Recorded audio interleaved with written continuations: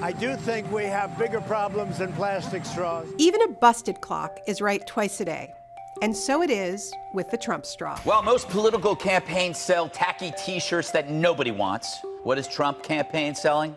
An attitude in the form of recyclable plastic straws. The President of the United States is a terrible businessman, but it's time to admit that for once, he has a certifiable hit on his hands. The first batch of 140,000 sold out. That's 200 grand in sales. Sales of these bits of plastic, proudly advertised on his campaign website as 9 inches long and modeled in the mouth of an adorable young girl, show no signs of slowing down.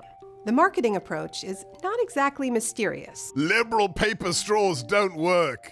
Plastic ones do, especially when they've got Trump written on the side. The fast food president, for his part, We have pizzas, we have 300 hamburgers, many French fries. seems genuinely confused. You have a little straw, but what about the plates, the wrappers, and everything else that are much bigger? But I think there's more that the success of the Trump straw can tell us.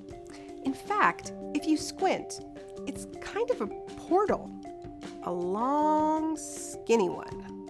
These overpriced bits of pre-landfill actually tell us a whole lot about why our planet is on fire. The Amazon is burning. Brazil's president, Jair Bolsonaro, encouraged deforestation of the Amazon. And why, in country after country, it's the arsonists who are in charge.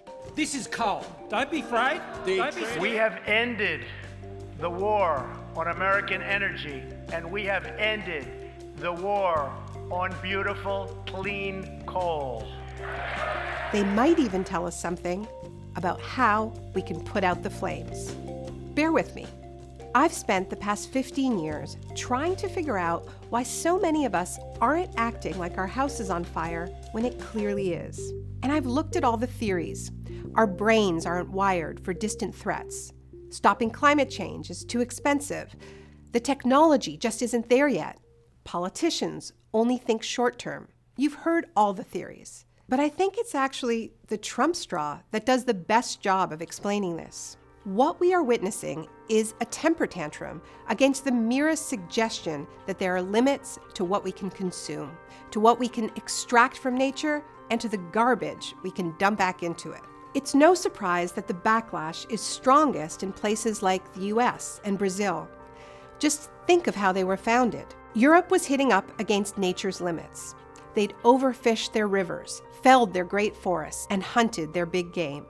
When European conquerors stumbled upon the so-called New World, they thought they'd hit the jackpot. They saw in the Americas a kind of super-sized Europe that would never run out of fish, trees, gold, fur, or any of that bounty. Here were whole spare countries: New England, New France, New Spain, New Amsterdam. They weren't very imaginative.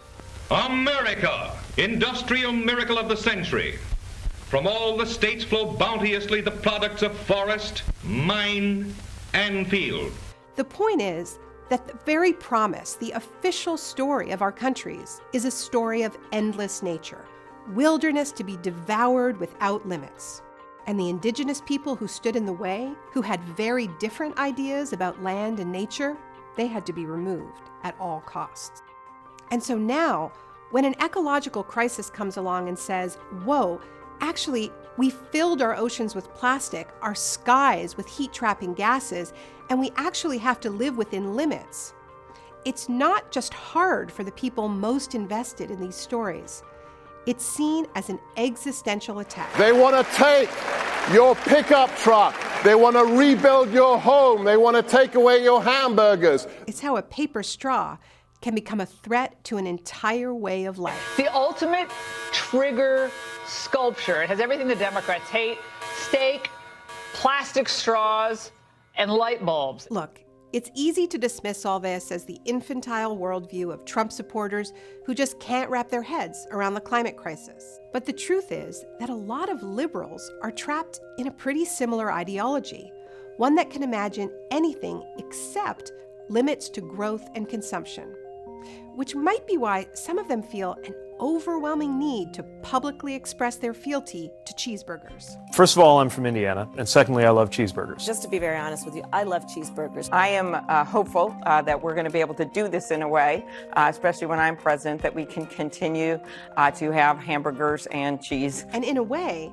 the straw wars offer a portal into that mindset as well. So many environmental responses have just been minor tweaks to an economy based on endless consumption. Take your electric car to the drive-thru for an Impossible Burger and a Coke with a paper straw. Look, of course it's better than the alternative, but it's nowhere close to the depth of change required if we hope to actually pull our planet back from the brink. Restricting plastic straws is great, but we also need a ban on those significantly larger cylindrical sucking things. And electric cars, they're nice if you can afford them, but what we really need is free, zero-emissions public transit with energy-efficient, non-market housing and healthcare steps away. But those policies would mean tossing out the market-friendly, centrist religion of the past half-century and massively investing in the public sphere to create millions of good union jobs. In other words, a Green New Deal. Because we are limited by the laws of nature, by what our planet can and cannot take. But when it comes to the laws that we make, the rules governing our economy and our society, there can be no limits to what we're willing to do to save our future. We need new ways of thinking beyond Trumpian temper tantrums or the dangerous incrementalism of the supposedly serious center. Because our house is on fire and straws aren't going to cut it. It's time to grab a goddamn fire hose.